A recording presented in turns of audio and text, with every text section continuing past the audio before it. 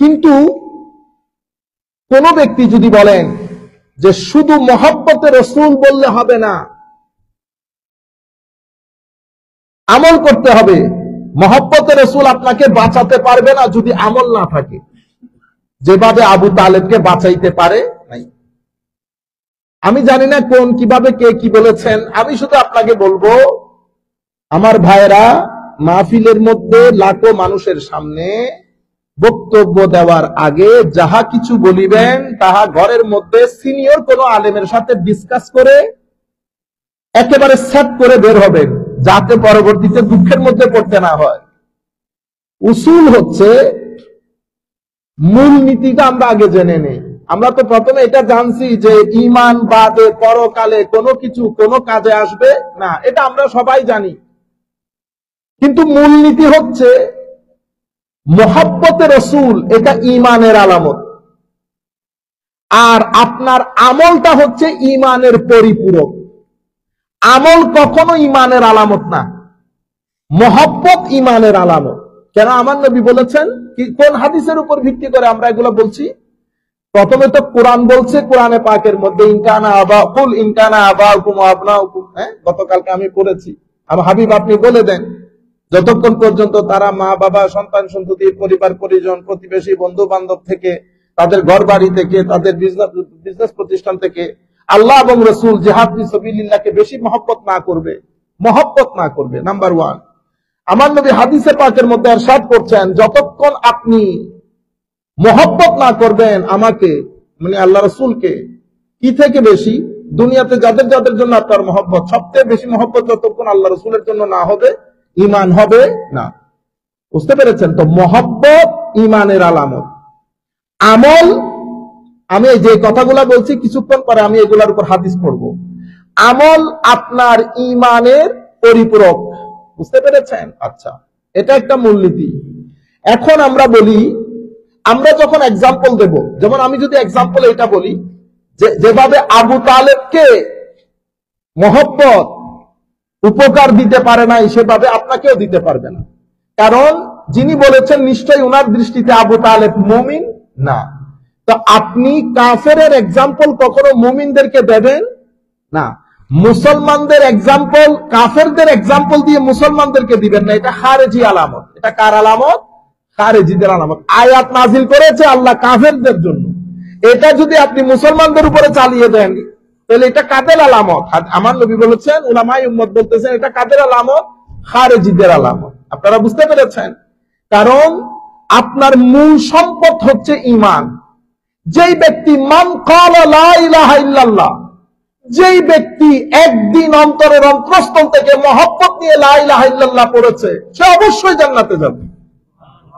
সে কি যাবে? অবশ্যই জান্নাতে যাবে। মান ক্বালা লা ইলাহা ইল্লাল্লাহ দাখালাল জান্নাহ। আপনারা বুঝতে পেরেছেন? ইন্নাল্লাহা লা ইয়াগফিরু আন ইউশরাকা বিহি ওয়া ইয়াগফিরু মা দুনা যালিকা লিমান ইয়াশা। শিরক বাদে আল্লাহ আপনার সকল গুনাহ ক্ষমা করে দেবেন। আমার আল্লাহ ক্ষমা করে দিলে আপনার অসুবিধা আছে? আপনি এগুলা কি বলেন? আচ্ছা, এখন দেখি মহব্বতে রাসূল, আপনি ওই জায়গার মধ্যে ভুল করেছেন আমার ভাই। মহব্বতে রাসূল আবু তালেবকে উপকার দেয় না, এটা আপনাকে কে বলেছে? আপনি বুখারী শরীফ, আমার ভাই, আগে আমরা ময়দানে আসার আগে আমি আমাদের সব ভাইদেরকে বলছি, আমার ঘরানা পরের ঘরানা, জাস্ট মাইকটা নিয়ে বসে যায়েন না। হাদিসের যে 6টা বিশুদ্ধ গ্রন্থ আছে এগুলা পড়েন শুরু থেকে শেষ পর্যন্ত উলামায়ে কেরামের মজলিসে বসে। তাফসীরের 2-1টা কিতাব শুরু থেকে শেষ পর্যন্ত পড়েন, উলামায়ে কেরামের মজলিসে আসা যাওয়া করেন। রাতে 2-3টা পারলে সিজদা দেন, তখন ভিতরে আল্লাহর ভয় আসবে, সফটনেস আসবে, তাকওয়া পরহেজগারি আসবে, তারপরে ইলম আসবে। সে ইলম আপনাকে উপকার দেবে। আবু তালেবের ব্যাপারে আমার নবী সাল্লাল্লাহু আলাইহি ওয়াসাল্লামকে জিজ্ঞেস করা হয়েছিল। আমার নবী সাল্লাল্লাহু আলাইহি ওয়াসাল্লামকে যখন আমি হাদিসটা পড়ছি, এগুলা সবাই জানে, যারা মাদ্রাসার মধ্যে কামিল পর্যন্ত পড়েছে, ফাজিল পর্যন্ত পড়েছে, তারাও জানে। বুখারী মুসলিম শরীফের আপনারা অসংখ্যবার শুনেছেন। আবু তালেবের ব্যাপারে আমার নবী বলেন নাই, আমি যদি না থাকতাম আবু তালেব কোথায় থাকতো? জাহান্নামের সর্বনিম্ন স্তরে। আমার কারণে আল্লাহ আবু তালেবকে কি করেছে? জাহান্নামের সবচেয়ে লঘু শাস্তি দেবে। তো জাহান এটাকে বলে শাফাআতে রাসূল। শাফাআতে রাসূল, আমার নবী সুপারিশ করবেন।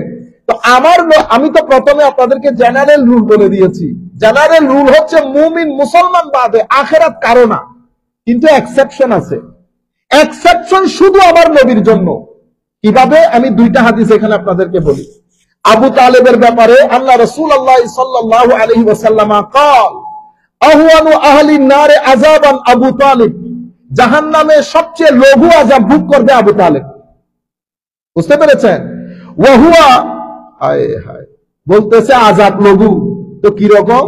কোন নেয়াল, জাহান্নামে ওই নেয়াল আগুনের জুতা পরিয়ে দেবে, এই আগুনের প্রতাপে ওনার ইয়াগলি মিনহুমা দিমাগুহু, এই তার দিমাগুহু, তার দিমাগ পর্যন্ত বয়লিং হবে। এটা আল্লাহ রাব্বুল আলামিনের দরবারে ফরিয়াদ, মাওলাই করিম আমাদের দুশমনদেরকেও যেন আল্লাহ রক্ষা করেন জাহান্নামের আগুন থেকে। তা আমার নবী বলতেছেন যে এটা জাহান্নামের আহওয়ানুল আযাব, একেবারে লঘু শাস্তি জাহান্নামের। আমার নবী সাল্লাল্লাহু আলাইহি ওয়াসাল্লাম এই কথা বলার পরে, এটা মুসলিম শরীফ এবং অসংখ্য অন্য হাদিসের মধ্যে এসেছে, আন আব্বাস বিন আব্দুল মুত্তালিব আন্নাহু ক্বাল ইয়া রাসূলুল্লাহ হাল নাফা'তা আবা তালিবিন বিশাই ফাইন্নাহু কানা ইয়াহুতুক ওয়া ইয়াগদাবু লাক। হযরতে আব্দুল্লাহ বিন আব্বাস, হযরতে আব্বাস বিন আব্দুল মুত্তালিব আমার নবীর চাচা, জিজ্ঞেস করতেছেন, ইয়া রাসূলুল্লাহ সাল্লাল্লাহু আলাইহি ওয়াসাল্লাম, মুসলিম শরীফের মধ্যে এসেছে, হুজুর আবু তালেব দুনিয়ায় থাকতে আপনার খুশিতে খুশি হতো, আপনি রাগান্বিত হলে রাগান্বিত হতো, সব সময় আপনাকে আস্তে পৃষ্ঠে জড়িয়ে রাখতো। হায় হায়, হুজুর আপনার সাথেই মুআমালা, কিয়ামতের ময়দানে আবু তালেবকে কোনো উপকার দেবে? আমার নবী সাল্লাল্লাহু আলাইহি ওয়াসাল্লাম বলছেন, ক্বালা নাআম, দেবে। আপনি লাখ জনতার সামনে বলেছেন দেবে না, তো আপনার কথা শুনবো না, আমার নবীর কথা শুনবো? মুসলিম শরীফ পড়েন নাই? এরপরে আপনারা বলেন হুজুর আপনারা শুধু শুধু। আমার নবীকে আব্দুল্লাহ ইবনে আব্বাস বিন আব্দুল মুত্তালিব জিজ্ঞেস করতেছে, দুনিয়াতে থাকতে আবু তালেব আপনাকে এভাবে লুক আফটার করেছে, আবু তালেবের এই মুআমালা হাল নাফা'তা, আপনাকে কি উপকার দেবে? আমার নবী বলতেছেন আবু তালেবকে এটা কোনো উপকার সাধন করবে? আমার নবী বলতেছেন হ্যাঁ উপকার সাধন করবে। কেমনে? আমার নবী সাল্লাল্লাহু আলাইহি ওয়াসাল্লাম বলতেছেন, লাউলা আনা, যদি আমি না থাকতাম, লাকানা ফি দারকিল আসফালি মিনান নার, আবু তালেব জাহান্নামের সর্বনিম্ন স্তরে থাকতো। কিন্তু আমার কারণে আল্লাহ তার আযাবকে একেবারে লঘু করে দিয়েছে। কি রকম লঘু? তো আহওয়ানুল আযাবে আযাবান ইয়াউমাল কিয়ামা, কিয়ামতের ময়দানে একেবারে লঘু শাস্তি ভোগ করবে আবু তালেব। আবু তালেব মহব্বতের কারণে, সম্মানের কারণে উপকার পায় না। এখন আমি আপনাদেরকে কোন আনকমন হাদিসের কথা বলতেছি না, এটা মাদ্রাসায় যারা পড়েছে ফাজিল কামিল আমার ভাই, অত্যন্ত আদবের সাথে, আপনাকে আদব করার দরকার নেই, আমরা ছোট মানুষ, অনেক ছোট, আমি বিনয়ের সাথে মহব্বতের সাথে বলছি, প্লিজ ওয়েল প্রিপেয়ার্ড, একেবারে ভালো করে প্রিপারেশন নেন। একটা জায়গা আপনারা, আমি জানি না কেন আপনারা এই জায়গার মধ্যে কোনো সাবধানতা অবলম্বন করেন না। বিশ্বনবী খবরদার আদবের সাথে নেন। মুহাম্মদুর রাসূলুল্লাহ সাল্লাল্লাহু আলাইহি ওয়াসাল্লাম, বারবার বিশ্বনবী, সে, what do you mean by সে? সাল্লাল্লাহু আলাইহি ওয়াসাল্লাম বলবেন আমার নবীর শানে যখন কথা বলবেন, সাহাবায়ে কেরামের শানে যখন কথা বলবেন, তখন বলবেন বলেছেন, বলবেন, নিবেন, দেবেন, দিবে না, করবে না। আউলিয়ায়ে কেরামের শানে যখন কথা বলবেন তো বলবেন ইন্না লিল্লাহি ওয়া ইন্না ইলাইহি রাজিউন। এখন আমি আপনাদেরকে কি বললাম? আবু তালেব, আমি ওনার কথা বর্ণনা করতেছি, মুমিন না হওয়া সত্ত্বেও আবু তালেবের মহব্বত, আবু তালেবের তাজিম, আবু তালেবকে নাফা তথা উপকার দেবে কিনা, এই কথা হযরতে আব্বাস জিজ্ঞেস করলে আমার নবী বলেছেন হ্যাঁ দিবে। কিভাবে? তো আমি না থাকলে জাহান্নামের নিম্নস্তরে থাকতো, আমার কারণে আল্লাহ তাকে জাহান্নামের একেবারে লঘু আযাব দান করবে। আর আবু তালেবের ব্যাপারে, কারণ আপনারা তো ওরে বাপরে বাপ অনেক বেশি খোলা, মুখাল্লাদ ফিন্নার অনেককে বলতে শুনেছি। আপনি যেহেতু বর্তমানে ওয়াজ তাকরীর করেন। আমি আপনাকে বিনয়ের সাথে বলবো, সৌদি আরবে যখন যাওয়া হবে, সৌদি আরবের লাইব্রেরি থেকে আবু তালেবের কবিতা গুচ্ছ দিওয়ানে আবি তালিব, এই কিতাবটা খরিদ করবেন। খুব বেশি বড় না, 50-60 পৃষ্ঠার মতো। সেখানে আবু তালেবের কবিতাগুলো আছে। সেই কবিতাগুলো পড়ে রাতে মনে মনে সিদ্ধান্ত নেবেন। রয়ে গেল জমহুর উলামা ইকরামের অভিমত, সেটা আমাদের মাথার উপর, আর অন্যান্য উলামা ইকরামের অভিমত, সেটা আমাদের মাথার উপর। আমি বলতেছি উগ্রতাটা কমানোর জন্য এই কবিতাগুলো অনেক ফায়দা দেবে। সেখানে দেখবেন আবু তালেব আমার নবীর শানে কি লিখেছে। এটা আমি আপনার উপর ছেড়ে দিলাম, এখানে আমি কোনো বিষয়ে আর কোনো মন্তব্য করব না। এটা তো আবু তালেব। আবু লাহাবের ব্যাপারে আপনারা সবাই জানেন, কোরআন শরীফের আয়াত নাজিল হয়েছে, তাব্বাত ইয়াদা আবি লাহাব। এখন আপনারা জানেন আমার নবী দুনিয়াতে আসার খবরে উনি আঙ্গুলে ইশারা দিয়ে ওনার স্লেভ গার্ল সুয়াইবা ওটাকে মুক্ত করেছে, ফ্রি করে দিয়েছে। He has ফ্রিড his slave girl, খুশি হয়ে যে ঘরের মধ্যে ভাতিজা এসেছে। এখন এই কথা এমনিতে আমরা বুখারী বাদে কিচ্ছু বুঝি না, আমি বুঝি না এই মেন্টালিটি গুলো। এমনিতে বুখারী বাদে, হুজুর বুখারীতে থাকলে বলেন। তা আমি এক ভদ্রলোককে বুখারীর এই হাদিস বলার পরে, হুজুর এখানে এই বুখারীর এই হাদিস নিয়ে একটু কথাবার্তা আছে। বুখারীর কথাবার্তা আছে, কি হাদিস? বুখারীর এই হাদিসের মধ্যে এসেছে যে আবু লাহাব ক্বালা উরওয়া, তো কানা আবু লাহাবিন আ'তাকাহা ফাআরদাআত আন-নবী সাল্লাল্লাহু আলাইহি ওয়াসাল্লাম ফালাম্মা মাতা আবু লাহাবিন উরিয়াহু বা'দু আহলিহি বিশাররি হাইবাতিন ক্বালা লাহু মাযা লাকি ক্বালা আবু লাহাব লাম আলকা বা'দাকুম গায়র আন্নী সাকিতু ফি হাযিহি বিআতাকাতি সুওয়াইবা। হযরতে আব্বাস রাদিয়াল্লাহু তাআলা আনহু স্বপ্নে দেখেছেন, এটা বুখারী শরীফের riwayat। স্বপ্নে দেখার পরে জিজ্ঞেস করেছেন, আবু লাহাব কি অবস্থা? আবু লাহাব বলতেছে স্বপ্নের মধ্যে যে আমি মৃত্যুর পর থেকে শান্তি পাই নাই, বিশাররে হাইবাতিন, আমার অবস্থা খুব করুণ, চতুর্দিকে আগুন। তবে সোমবারে আমি যে 2 আঙ্গুলের ইশারায় সুয়াইবাকে মুক্ত করেছি, সেই 2 আঙ্গুল দিয়ে বিশেষ পানি বের হয়, যেটা আমি পান করি, আরাম বোধ করি। আমার আযাবকে কিছুটা হালকা করা হয়, আমার আযাব কিছুটা হালকা করা হয়। এখন আবু লাহাবের মতো কাফের, আবু লাহাবের মতো কাফের আমার নবীর আগমনে খুশি হয়ে সুয়াইবাকে মুক্ত করে উপকৃত হয়েছে কি হয় নাই? এটা বুখারী, আমি আমাকে কিছু বলে লাভ নাই, বুখারী শরীফের হাদিসগুলো সমুদ্রে নিক্ষেপ করেন, আমার কোনো অসুবিধা নেই। আমি শুধু আপনাকে বলতেছি, আপনি বলে দিলেন লাখ জনতার সামনে কি শুধু মহব্বত, আমি আপনার সাথে একমত, কিন্তু আপনি যে মেসেজ দিতে চাচ্ছেন সেই মেসেজের সাথে আমি একমত না। আমি তো প্রথমে জানানোর কথা বলে দিয়েছি, কিন্তু মহব্বত শুধু মুসলমানকে না, আমার নবীর ইশক, আদব, তাজিম ও মহব্বত কাফেরদেরকে উপকার সাধন করেছে, যেন তেন কাফের না, আবু লাহাবের মতো কাফের। এই ব্যাপারে হযরতে শামসুদ্দিন হাফেজ শামস মুহাম্মদ বিন নাসিরউদ্দিন দিমাশকি রাহমাতুল্লাহি আলাইহি কত চমৎকার বলেছেন, ইযা কানা হাযা কাফিরান জাআ যাম্মুহু ওয়া তাব্বাত ইয়াদাহু ফিল জাহিম মুখাল্লাদা আতা আন্নাহু ফি ইয়াউমিল ইসনাইন দাইমান ইউখাফফাফু আনহু লিসসুরুর বিআহমাদা ফামাযান্নু বিল আবদিল্লাযী আশা উমরুহু বিআহমাদ মাসরুরান ওয়া মাতা মুআহহাদা।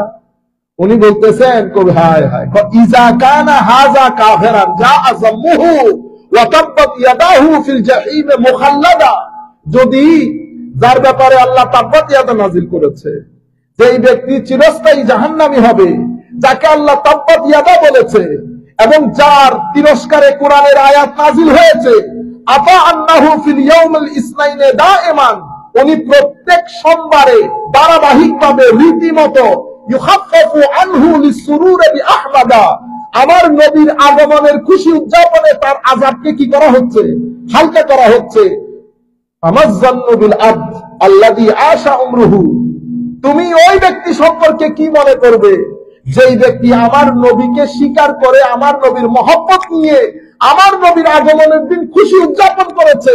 আবু লাহাবের সাথে যদি আল্লাহ এই আচরণ করেন, তো ওই মরদেহকের সাথে আল্লাহ কি আচরণ করবে? আপনারা বুঝতে পেরেছেন? হযরত নাসির উদ্দিন দিমাশকি রাহমাতুল্লাহি আলাইহি, খুব পুরানা কথা, উনি এই কথা বলেছেন। এখন আমি আমার কথাকে আবার সামারাইজ করি। শুধু পরকালের জন্য ঈমান শর্ত, এটা আমরা সবাই জানি, কিন্তু মহব্বত ঈমানের আলামত। মহব্বত অনেক বড় জিনিস। কাফেররা পরকালে কোনো জাযা পাবে না, কিন্তু এই দুই রিওয়ায়াতের আলোকে দেখলাম দুইজন কাফের আমার নবী সাল্লাল্লাহু, আপনাদের ভাষ্য মতে আমার নবী সাল্লাল্লাহু আলাইহি ওয়াসাল্লামের প্রতি মহব্বত দেখানোর কারণে দুইজনই উপকৃত হয়েছে। উলামায়ে কেরাম কি বলেছেন এটা নিয়ে? সমস্ত মুহাদ্দিসিনে কেরাম এই ব্যাপারে আমি যেগুলা বলেছি সেগুলা একমত, কিন্তু ওনারা বলেছেন এই দুই রিওয়ায়াতের ভিত্তিতে আমরা বলতে পারি যে আল্লাহ রাব্বুল আলামিন নিজ দয়ায়, নিজ অনুগ্রহে, নিজ করুণায় যেই সমস্ত কাজ আমার নবীর প্রতি সম্মান মহব্বত রয়েছে কাফেরদের, সেগুলার যাজা আমার আল্লাহ কিয়ামতের দিন কি করেছেন? দিয়েছেন এবং দিবেন। আপনারা বুঝতে পেরেছেন? যেটা আমার নবীর প্রতি যে সমস্ত কাজে দয়া রয়েছে, দয়া করেছে আমার নবীর প্রতি, মহব্বত দেখিয়েছে, তাজিম দেখিয়েছে, সেই কারণে এই কাফের হলেও তাদের এই দয়া পরবশ হওয়ার প্রতি আমার আল্লাহ কি করবেন? প্রতিদান দিবেন, যেভাবে আবু তালেব এবং আবু লাহাব পেয়েছে। এতটুকুন বলার পরে এখন আমি আপনাদেরকে দুইটা হাদিস দেখাবো। একজনের কাছে আমল আছে, মহব্বত নাই, আরেকজনের কাছে মহব্বত আছে, আমল কম। দুইজন কোনটা আমার নবী অ্যাপ্রিসিয়েট করেছেন? আসেন দেখি। প্রথমে খারিজি মানে এক ব্যক্তি, তাদের মধ্যে আমল, তাসবিহ, তাহলিল, কোরআনের তিলাওয়াত অনেক বেশি, কিন্তু তাজিম নাই, মহব্বত নাই। তাদের ব্যাপারে আমার নবী বলছেন তাদের ভিতরে ঈমানও নেই। এগুলা বুখারী শরীফ, মুসলিম শরীফ পড়লে কিতাবুল খাওয়ারিজের মধ্যে একেবারে ঢের করা হাদিস, সবাই জানে। হযরত আবু সাঈদ খুদরি থেকে বর্ণিত, যে হাদিসটা আমি আগে আপনাদেরকে বলেছি, বাইনামা নাহনু ইনদা রাসূলিল্লাহি সাল্লাল্লাহু আলাইহি ওয়াসাল্লাম ওয়া হুয়া ইউকসিমু কিসমান আতাহু যুল খুয়াইসারা।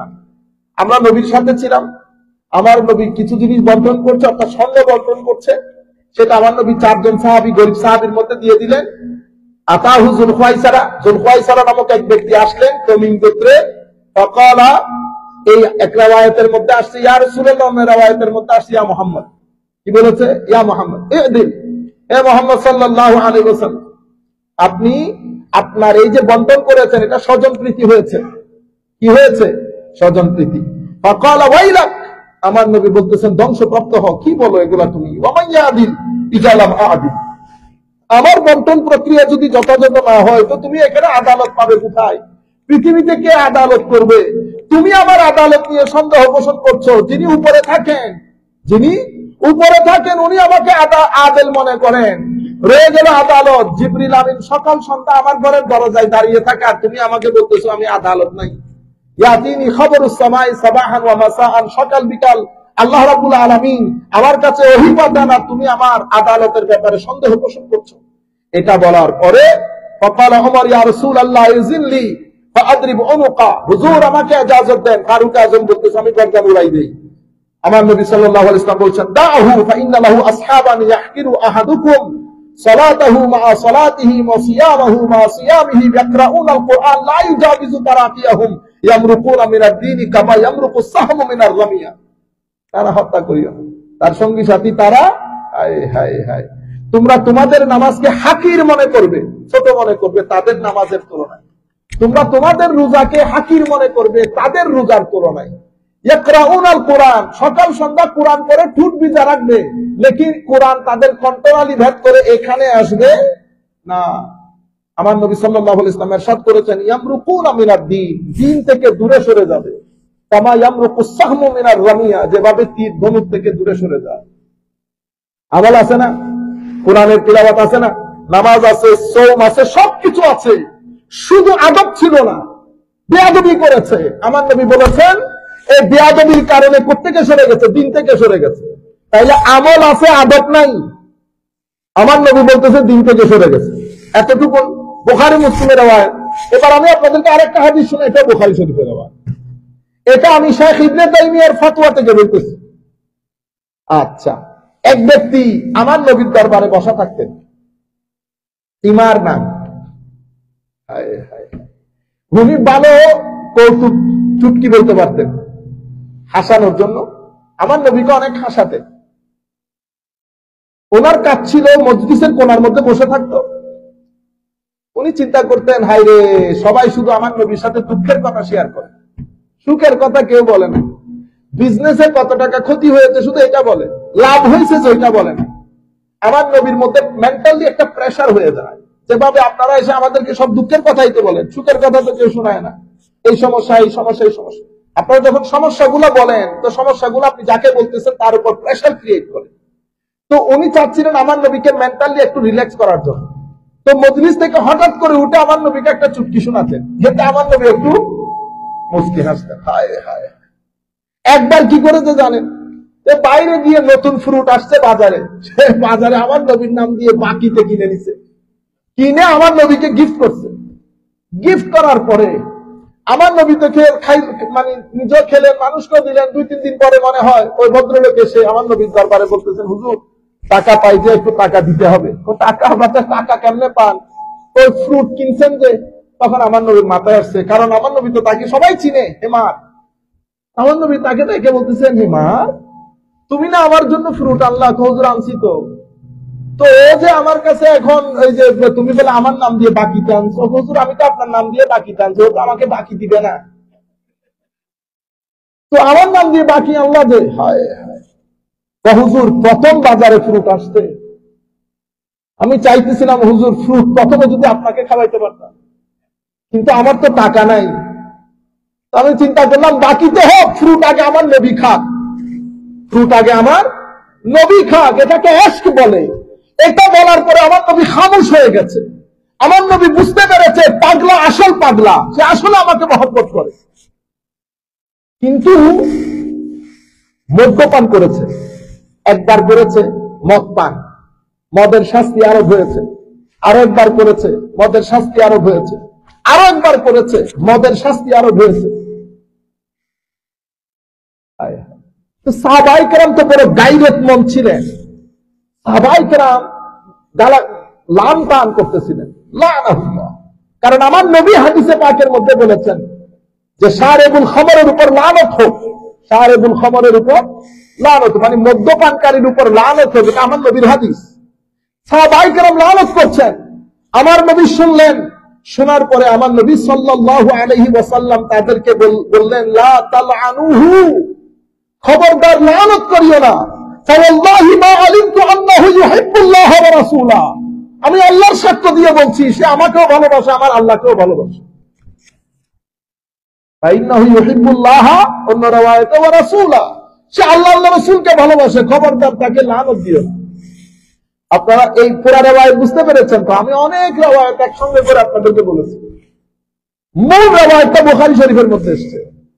তাহলে এই ব্যক্তির মধ্যে মদ্যপান করছে, বারবার তার উপর হক কায়েম হচ্ছে, এরপরেও আমার নবী বলতেছেন আল্লাহ আল্লাহ রাসূলকে মহব্বত করে। মহব্বত কি ওই চুটকি বলে বলে আমার নবীকে একটু হাসানো, এটা মহব্বত। আপনারা বুঝতে পেরেছেন? আপনি বলেছেন কি শুধু মহব্বত দিয়ে কাজ হয় না। আমি আপনাকে 2টা হাদিস মুসলমানদের থেকে তুলে ধরেছি। একটা খারেজিদের হাদিস, আপনি এটা স্টাডি করবেন বেটা ভালো করে। সেখানে আমার নবী সাল্লাল্লাহু আলাইহি ওয়াসাল্লাম স্পষ্ট কথা, নামাজ, তাসবিহ, তাহলিল, রোজা সবকিছু আছে। এরপরে আমার নবী বলতে দিন থেকে খারিজ হবে। আর এই ব্যক্তির ব্যাপারে আমার নবী বলতেছেন, খবরদার লান টান করিস না, সে আল্লাহ আল্লাহ রাসূলকে মহব্বত করে। আপনারা পুরো বিষয়টা বুঝতে পেরেছেন? তাই এখন আমি চাচ্ছি কনসেপচুয়াল ক্লারিটি হোক। আমরা কোনো আপনাদের মতো বড় আলেম না। আপনারা নিজেরা বলেন আমি একজন মুফাসসিরে কোরআন। না না বেটা, মুফাসসিরে কোরআন বাংলাদেশে নাই, এগুলো বলে লাভ নাই। আমরা খুব সাধারণ ছাত্র, আমরা এখনো শিখতেছি। আমরা ভালো করে সত্যিকার কথা বলতেছি, আরবিও পড়তে জানি না আমরা। কিন্তু আমরা আপনাদেরকে বিনয়ের সাথে বলবো, বয়স নাই, এখনো অনেক সময় আছে, ভালো করে পড়েন, ভালো করে পড়েন। দ্বীনের যে দাওয়াত সেটাকে লিওয়াজহিন না রাখেন, কুল্লুম কুলা করেন, ক্লিয়ার কাট করেন। কিছু ভিতরে কিছু বাইরে কোনো প্রয়োজন নাই। আর একটা জায়গার মধ্যে সাবধান, আল্লাহ আল্লাহ রাসূলের শানে কথা বলার সময় বড় সাবধানতা অবলম্বন করবেন, বড় সাবধানতা অবলম্বন করবেন। আপনি শুরু দিয়ে বলছেন 5 বছর আগে রেকর্ড হয়েছে, সেই রেকর্ড আমি পরবর্তীতে অডিও ভিডিও কেউ যদি পূর্বের জিনিস পরবর্তীতে লাগিয়ে বলে এটা প্রতারণা হয়েছে, নিঃসন্দেহে। কিন্তু আপনি মাপ চাইলে অসুবিধা কি হইতো? কাউবয় শব্দটা আপনি বলেছেন, কাউবয় শব্দটা আমার নবীর শানে। আবার অসংখ্য উলামায়ে কেরামকে দেখলাম আজীব, শুধু এক ব্যক্তিকে বাঁচানোর জন্য এটার উপর সাফাই গিয়েছে। কি বলেছে? তো বললে অসুবিধা কি? ঈমান আছে? আমার নবীর ব্যাপারে যখন এই সমস্ত শব্দ মানে আমার নবীকে জর্জরিত করবে, ঈমান আছে? শুধু একজনকে বাঁচানোর জন্য। আল্লাহ রাব্বুল আলামিন আমাদের হামি ও নাসির হোক। আসেন, আমি এই জিনিসটা পরিষ্কার করার দরকার ছিল। আপনারা অসংখ্য উলামায়ে কেরাম বাংলাদেশ থেকে বলেছেন। এরপর আমি, কারণ আমাদের এখানকার যে জনগোষ্ঠী আপনারা জানেন, আমি যেহেতু এখন আমেরিকায় থাকি, আমাদের এখানকার কনটেক্সট ভিন্ন। আমরা বারবার আপনাদেরকে বোঝানোর চেষ্টা করি যে আমাদের কনটেক্সট ভিন্ন, আপনাদের কনটেক্সট ভিন্ন।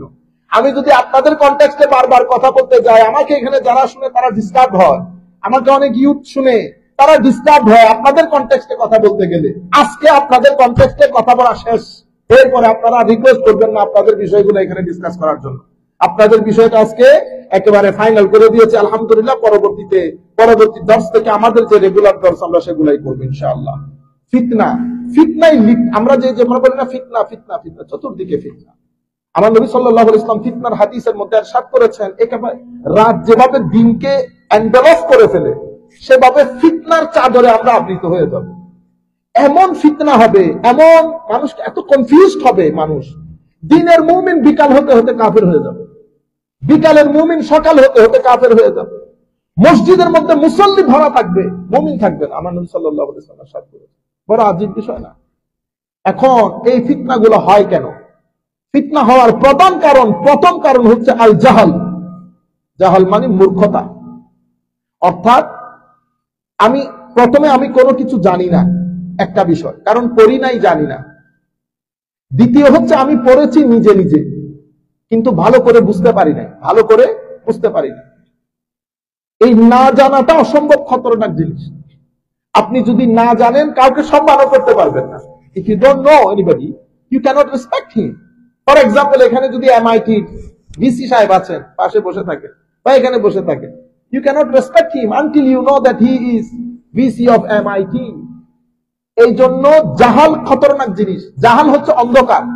অন্ধকারের মধ্যে যেমন আপনি আরেকজনকে দেখতে পান না, জাহালও সেরকম, মূর্খতাও সেরকম। আপনি মানুষকে কি করতে পারেন না, জাজমেন্ট করতে পারবেন না, বিকজ অফ দি ইগনোরেন্স।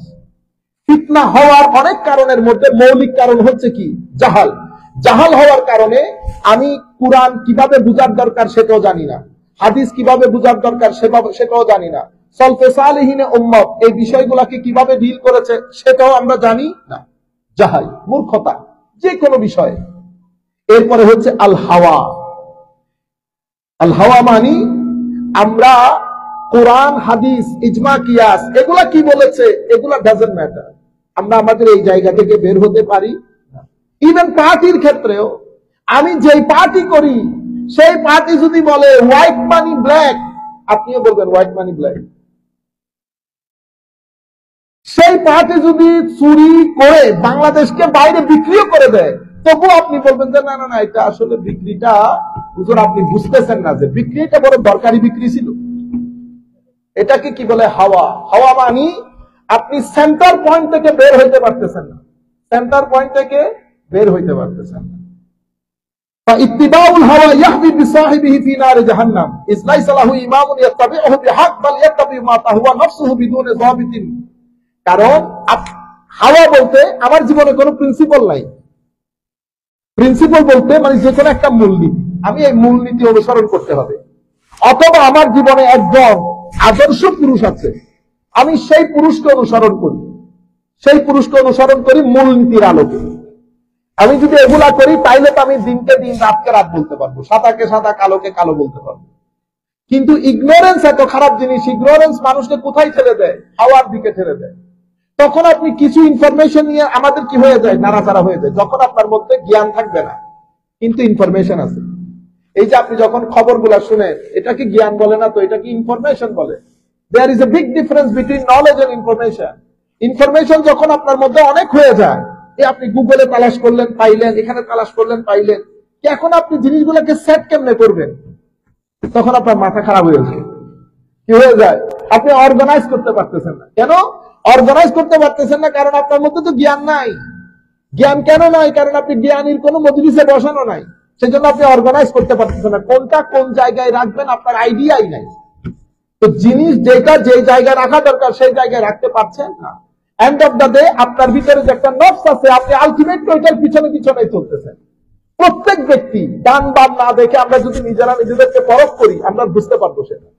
বাংলাদেশের মধ্যে পলিটিক্যালি বা রিলিজিয়াসলি এই ঘটনাটাই ঘটতেছে। আপনি দেখেন, এই যে এক ব্যক্তি, কোন এক ব্যক্তি বলতে বলতে এতটুকু বলেছেন, যেমন তাবাররুক। আমাদের আজকে হক ভাই বুঝে তাবাররুক এনেছে, হ্যাঁ? আচ্ছা, এখন আমি যদি মনে করি যে তাবাররুক ভালো জিনিস না, তাহলে আমি কি বলবো? হক ভাই তাবাররুক এনেছে, বাট আমার মনে হয় তাবাররুক এটা শরীয়ত সিদ্ধ না, তবু আপনারা এনেছেন, আপনাদের ব্যাপার, আমি খাবো না। ভদ্রলোকের কথা এটা। কার কথা?